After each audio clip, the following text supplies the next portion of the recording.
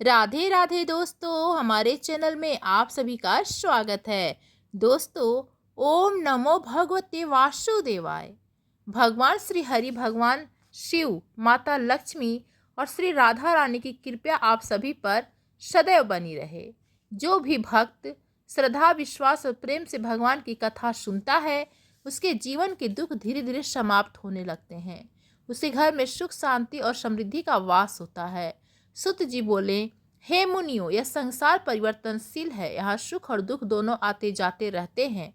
कोई भी मनुष्य ऐसा नहीं जिसने अपने जीवन में कठिनाइयों का सामना न किया हो, परंतु जो व्यक्ति भगवान का आश्रय लेता है, उसका जीवन अनंत प्रकाश से भर जाता है। भगवान की कथा अमृत के समान है। कथा सुनने से मनुष्य के भीतर छिपा हुआ अज्ञान समाप्त हो जाता है, मन पवित्र होता है, हृदय में भक्ति जागती है और जीवन में आशा का दीपक प्रज्वलित होता है। देवर्षि नारद जब मेघा ऋषि की पुत्री का करुण और अद्भुत प्रसंग सुन रहे थे, तब उनका हृदय दया से भर उठा। उन्होंने विनम्र स्वर में श्री हरि से पूछा, हे प्रभु, वह कन्या आगे किस प्रकार रही? उसके जीवन के दुख कैसे समाप्त हुए? कृपया करके विस्तार पूर्वक वर्णन कीजिए। आपकी कथा सुनने से मन को अद्भुत शांति प्राप्त होती है। श्री नारायण बोले, हे नारद, वह कन्या अत्यंत सुंदर, विनम्र, धर्मपरायण और पवित्र आचरण वाली थी। उसके चेहरे पर तेज था, परंतु उसके जीवन में दुखों का गहरा अंधकार छाया हुआ था। उसके माता पिता अब इस संसार में नहीं थे।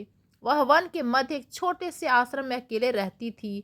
उसका जीवन मानो ऐसे दीपक के समान था जो जल तो रहा था, परंतु जिसकी लौ को देखने वाला कोई न हो। प्रातःकाल जब सूर्य की स्वर्णिम किरणें वृक्षों की शाखाओं पर पड़ती, पंछी मधुर स्वर में गान करते, नदी का जल चमकता और मंद मंद शीतल हवा बहती, तब भी उसके जीवन में आनंद नहीं था। वह अक्सर आकाश की ओर देखकर सोचती, हे प्रभु, संसार में सबके पास कोई न कोई अपना होता है। कोई माता के साथ रहता है, कोई पिता के साथ रहता है, कोई भाई बहन के साथ रहता है, परंतु मैं संसार में अकेली क्यों हूँ? यह सोचते ही उसकी आंखों में आंसू बहने लगते। कभी वह अपने पिता की स्मृतियों में खो जाती, कभी भगवान का नाम लेकर रोने लगती और कभी घंटों तक मौन बैठी रहती। वह प्रतिदिन प्रातःकाल नदी में स्नान करती, भगवान विष्णु की पूजा करती, तुलसी माता के समय दीपक जलाती, शिवलिंग पर जल अर्पित करती, मंत्र जपती, किंतु उसके मन की व्याकुलता समाप्त नहीं होती थी। रात्रि के समय जब पूरा वन शांत हो जाता और केवल झिंगुरों की आवाज सुनाई देती, तब वह चंद्रमा को देखकर सोचती, क्या मेरे जीवन में भी कभी सुख का चंद्र उदय होगा? धीरे धीरे समय बीतता गया। वर्षा ऋतु आई, घने बादल आकाश में छा गए, बिजली चमकने लगी, वर्षा की बूंदें धरती पर गिरने लगी, मोर नृत्य करने लगे, पूरा वन हरियाली से भर गया, परंतु उसके जीवन में कोई हरियाली नहीं आई। शीत ऋतु आई, ठंडी हवाएं चलने लगी, रातें लंबी और कठोर हो गईं। वह आश्रम में अकेली बैठी भगवान का नाम जपती रहती। ग्रीष्म ऋतु आए, सूर्य की तपन इतनी तेज हो गई कि वन के पत्ते सूखने लगे, नदी का जल कम होने लगा, परंतु उसके हृदय की पीड़ा उससे भी अधिक प्रचंड थी। एक दिन वह नदी के तट पर बैठी रो रही थी। उसके आंसू नदी के जल में गिर रहे थे। वह बोली, हे प्रभु, यदि मेरे जीवन में सुख नहीं लिखा तो मुझे इतनी लंबी परीक्षा क्यों दे रहे हो? क्या मेरी प्रार्थना आप तक नहीं पहुंचती? वह फूट फूट कर रोने लगी। उसी समय मंद हवा चली, वृक्षों के पत्ते हिलने लगे। ऐसा प्रतीत हुआ मानो प्रकृति भी उसके दुख को महसूस कर रही हो। हे नारद, उसी समय भाग्यवश महान तपस्वी दुर्वासा ऋषि उस वन में आए। उनकी लंबी जटाएं थी, शरीर पर भस्म लगी थी, नेत्र अग्नि के समान चमक रहे थे। उनके तेज से पूरा वन प्रकाशित हो उठा। देवता भी जिनके क्रोध से भय खाते थे, ऐसे महान ऋषि दुर्वासा उस आश्रम के निकट पहुंचे। कन्या ने जैसे उन्हें देखा, तुरंत उठकर उनके चरणों में प्रणाम किया। उसने स्वच्छ आसन बिछाया, शुद्ध जल लाकर उनके चरण धोए, वन के फल, कंदमूल और पुष्प अर्पित किए, फिर हाथ जोड़कर विनम्रता से बोली, हे महर्षि, आपके आगमन से मेरा जीवन धन्य हो गया। कृपया करके इस आश्रम को पवित्र कीजिए। दुर्वासा ऋषि उनकी विनम्रता देखकर प्रसन्न हुए। उन्होंने कहा, हे पुत्री, तुम कौन हो? इस वन में अकेली क्यों रहती हो? यह सुनते ही कन्या की आंखें भर आई। वह बोली, हे मुनिवर, मैं मेधा ऋषि की पुत्री, मेरे माता पिता अब इस संसार में नहीं हैं। मैं अकेली रह गई हूँ। मेरा कोई सहारा नहीं है। मेरे विवाह की आयु बीतती जा रही है, परंतु कोई भी मुझसे विवाह करने को तैयार नहीं होता। मुझे भय है कि कहीं मैं धर्म से भ्रष्ट न हो जाऊं। यही चिंता मुझे दिन रात जलाती रहती है। अब तो मुझे न भोजन अच्छा लगता है, न नींद आती है। मेरा मन हर समय दुख में डूबा रहता है। इतना कहकर वह फूट फूट कर रोने लगी। दुर्वासा ऋषि का हृदय दया से भर गया। उन्होंने शांत स्वर में कहा, हे पुत्री, धैर्य रख। भगवान अपने भक्तों को कभी त्यागते नहीं। दुख के बाद सुख अवश्य आता है। तो भगवान शिव की आराधना करो। महादेव शीघ्र प्रसन्न होने वाले देवता हैं। यदि तुम सच्चे मन से उनकी भक्ति करोगी तो वे अवश्य तेरे जीवन के दुख दूर करेंगे। कन्या ने हाथ जोड़कर पूछा, हे मुनिवर, कृपया करके मुझे वह विधि बताइए जिससे भगवान शिव शीघ्र प्रसन्न हो। दुर्वासा ऋषि बोले, प्रतिदिन ब्रह्म मुहूर्त में उठना, नदी में स्नान करना, शिवलिंग पर जल अर्पित करना, बिलपत्र चढ़ाना, ओम नमः शिवाय मंत्र का जाप करना, सोमवार को व्रत करना, क्रोध, अहंकार और झूठ से दूर रहना, किसी का अपमान मत करना। जो मनुष्य सच्चे मन से भगवान शिव की उपासना करता है उसके जीवन के बड़े से बड़े दुख समाप्त हो जाते हैं। इसके बाद दुर्वासा ऋषि ने उसे धर्म का गहरा उपदेश दिया। उन्होंने कहा, मनुष्य को कभी निराश नहीं होना चाहिए। निराशा मनुष्य की शक्ति को नष्ट कर देती है। जो व्यक्ति भगवान पर विश्वास रखता है वह उससे कठिन परिस्थितियों में से भी नहीं टूटता है। संसार में सुख और दुख आते जाते रहते हैं। बुद्धिमान वही है जो हर परिस्थिति में धैर्य बनाए रखे। मनुष्य का सबसे बड़ा धन भक्ति है। जिसके पास भक्ति है वह कभी गरीब नहीं होता। भक्ति से मन शुद्ध होता है। मन शुद्ध होने पर भगवान की कृपा प्राप्त होती है। इसके बाद कन्या ने पूरे मन से भगवान शिव की आराधना आरंभ कर दी। वह प्रतिदिन प्रातःकाल उठती, नदी में स्नान करती, शिवलिंग पर जल चढ़ाती, बिलपत्र अर्पित करती। वह आंसू भरी आंखों से प्रार्थना करती, हे भोलेनाथ, मैं संसार में अकेली हूँ। आप ही मेरे माता पिता हैं, आप ही मेरे रक्षक हैं। कृपया करके मेरे जीवन को भी सुखमय बना दीजिए। धीरे धीरे उसकी तपस्या बढ़ने लगी। अब वह केवल फलाहार करने लगी। कई दिनों तक उपवास रखती, घंटों तक ध्यान में बैठी रहती। वन के ऋषि मुनि भी उसकी भक्ति देखकर आश्चर्य करने लगे। वे वापस में कहते, यह कन्या साधारण नहीं है।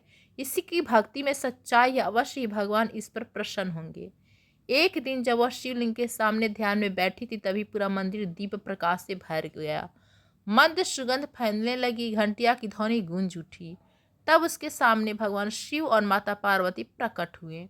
भगवान शिव जटाधारी, नेत्रधारी और अत्यंत तेजस्वी दिखाई दे रहे थे। माता पार्वती करुणा और प्रेम से उनकी ओर देख रही थी। वह कन्या तुरंत उनके चरणों में गिर पड़ी। उसकी आंखों से आंसू बहने लगे। भगवान शिव बोले, हे पुत्री, तेरी भक्ति ने हमें अत्यंत प्रसन्न किया है। तूने दुख में भी भगवान का स्मरण नहीं छोड़ा, इसलिए अब तेरे जीवन के दुख समाप्त होंगे। माता पार्वती बोली, हे पुत्री, जो स्त्री धैर्य, श्रद्धा और भक्ति को नहीं छोड़ती उसका जीवन अंततः सुखमय हो जाता है। भगवान शिव ने उसे आशीर्वाद देते हुए कहा, तुझे एक धर्मात्मा और महान पति प्राप्त होगा। तेरा जीवन सुख, शांति और धर्म से भर जाएगा। यह सुनकर वह कन्या आनंद से भर उठी। उसने बार बार भगवान शिव और माता पार्वती को प्रणाम किया। कुछ समय बाद उस वन में एक महान तपस्वी और धर्मात्मा मुनि आए। वे अत्यंत तेजस्वी, विद्वान और विनम्र स्वभाव के थे। जब उन्होंने उस कन्या को देखा तो उसके गुण, सेवा और भक्ति से अत्यंत प्रभावित हुए। ऋषियों और मुनियों की उपस्थिति में उनका विवाह विधि पूर्वक संपन्न हुआ। विवाह के समय पूरा मन मानो आनंद से भर गया। पक्षी मधुर स्वर में गाने लगे, मंद हवा बहने लगी। ऋषि मुनि ने वैदिक मंत्रों का उच्चारण किया। वह कन्या जिसने जीवन में इतना दुख सहा अब भगवान की कृपा से सुखमय जीवन प्राप्त कर चुकी थी। हे मुनियों, यही भगवान की महिमा है। जो मनुष्य दुख में भी भगवान का साथ नहीं छोड़ता, भगवान भी उसका साथ कभी नहीं छोड़ते। अब सुनिए श्रीमद् भगवत गीता का दिव्य ज्ञान। भगवान श्री कृष्ण अर्जुन से बोले, हे अर्जुन, मैंने इस सनातन योग को सूर्यदेव कहा था। सूर्य ने इसे मनु को और मनु ने राजा इक्ष्वाकु को बताया। इस प्रकार यह ज्ञान परंपरा से चलता रहा, परंतु काल के प्रभाव से यह योग पृथ्वी पर लुप्त हो गया। इसलिए आज मैं वही ज्ञान तुम्हें दे रहा हूँ। अर्जुन बोले, हे प्रभु, आपका जन्म तो अभी हुआ है और सूर्य का जन्म बहुत पहले हुआ था, फिर आपने उन्हें यह ज्ञान कैसे दिया? भगवान श्री कृष्ण मुस्कुराए और बोले, हे अर्जुन, मेरे और तेरे अनेक जन्म हो चुके हैं, तू उन्हें नहीं जानता, परंतु मैं सब जानता हूँ। मैं अजन्मा हूँ, अविनाशी हूँ, फिर भी अपनी योग माया से प्रकट होता हूँ। जब जब धर्म की हानि होती है और अधर्म बढ़ता है, तब तब मैं अवतार लेता हूँ। साधुओं की रक्षा, दुष्टों के विनाश और धर्म की स्थापना के लिए मैं युग युग में प्रकट होता हूँ। भगवान के इन वचनों को सुनकर अर्जुन का हृदय भक्ति से भर गया। भगवान बोले, जो मनुष्य अपने दिव्य जन्म और कर्मों को तत्व से जान लेता है, वह मृत्यु के बाद पूर्ण जन्म को प्राप्त नहीं होता, बल्कि मुझे प्राप्त होता है। राग, भय और क्रोध से रहित होकर जो मेरी शरण में आते हैं, वे अनंतः मेरे स्वरूप को प्राप्त हो जाते हैं। मनुष्य जिस भाव से मुझे भजता है, मैं भी उसे उसी प्रकार फल देता हूँ। हे अर्जुन, अपना कर्तव्य करो, परंतु फल की चिंता मत करो। जो मनुष्य बिना स्वार्थ के कर्म करता है, वही सच्चा योगी है। क्रोध मनुष्य का सबसे बड़ा शत्रु है। क्रोध से बुद्धि नष्ट हो जाती है और बुद्धि नष्ट होने पर मनुष्य पतन को प्राप्त होता है। इसलिए मनुष्य को सदैव शांत, विनम्र रहना चाहिए। जो व्यक्ति दूसरों की सहायता करता है, भगवान उसकी सहायता स्वयं करते हैं। गरीबों, असहायों और दुखियों की सेवा करना सबसे बड़ा पाप है। माता पिता की सेवा करने वाला मनुष्य मुझे अत्यंत प्रिय है। गुरु का सम्मान करना चाहिए, क्योंकि गुरु ही अज्ञान के अंधकार से निकालकर ज्ञान का प्रकाश देते हैं। हे भक्तों, भगवान श्री कृष्ण की ये बातें आज भी उतनी ही सत्य है जितनी उस समय थी। आज मनुष्य धन के पीछे भाग रहा है, परंतु मन की शांति खोता जा रहा है। सच्चा सुख केवल भगवान की भक्ति में है।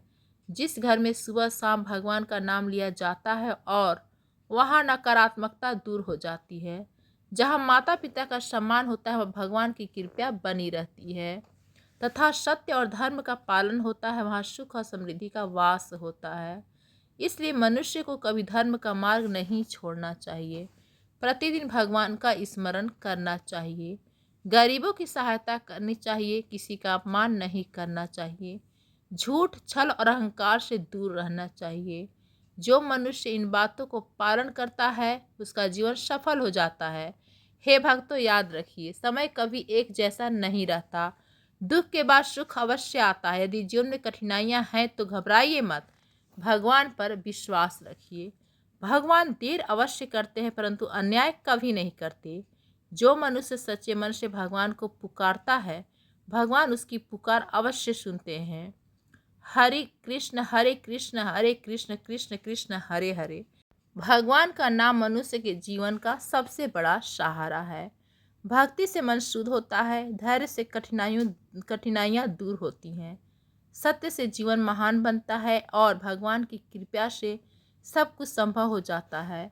ओम नमो भगवते वासुदेवाय।